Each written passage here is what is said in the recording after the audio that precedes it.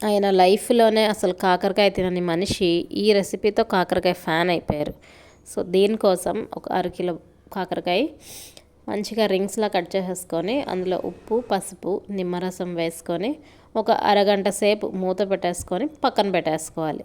ఒక అరగంట తర్వాత అవి మంచిగా పిండుకుంటే అందులో ఉన్న వాటర్ అంతా వచ్చేస్తుంది. ఆ వాటర్ అంతా వంపేసుకొని చూసారా, ఇత్తనాలు కొంచెం ముదురు ఇత్తనాలు అయితే పడేసేయండి, ఆ వాటర్ అంతా కూడా పడేసేయండి, వాటర్ వచ్చేస్తుంది. ఇప్పుడు ఒక కడాయిలో ఆయిల్ పెట్టుకొని ఈ ముక్కల్ని డీప్ ఫ్రై చేసుకోండి. డీప్ ఫ్రై చేసుకుని మరీ గట్టిగా కాకుండా మీడియం గోల్డెన్ కలర్ వచ్చేటట్టు ఫ్రై చేసుకోవాలి. ఒక అరకిలో కాకరకాయకి ఒక పావు కిలో ఉల్లిపాయలు అయితే పడతాయి.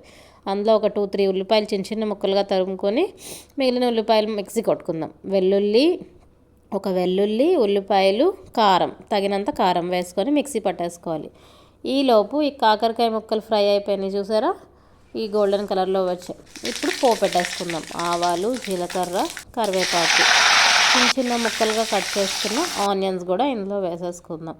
ఇవి మంచిగా ఫ్రై అయిన తర్వాత మరీ డీప్ ఫ్రై అవ్వక్కర్లేదు, జస్ట్ ట్రాన్స్లూసెంట్ అయ్యాక మనం మిక్సీ పట్టుకున్న ఉల్లికారం కూడా ఇందులో వేసేసుకోవాలి.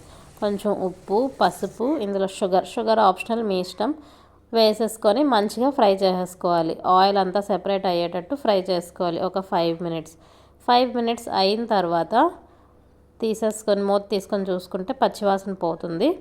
పోయాక ఈ డీప్ ఫ్రై చేసుకున్న ముక్కలు ఏదైతే ఉన్నాయో అందులో యాడ్ చేసుకోవాలి. ఉప్పు చూసుకొని కొంచెం సరిపడా ఉప్పు వేసేసుకొని మూత పెట్టేసుకొని ఒక 5 మినిట్స్ ఫ్రై చేసుకుంటే కాకరకాయ కారం రెడీ. ఇది ఫ్రిడ్జ్లో 20 డేస్, బయట ఒక 1 వీక్ వరకు ఫ్రెష్గా ఉంటుంది. ఇప్పుడు మీరు కూడా ఈ రెసిపీకి ఫ్యాన్ అయిపోతారు.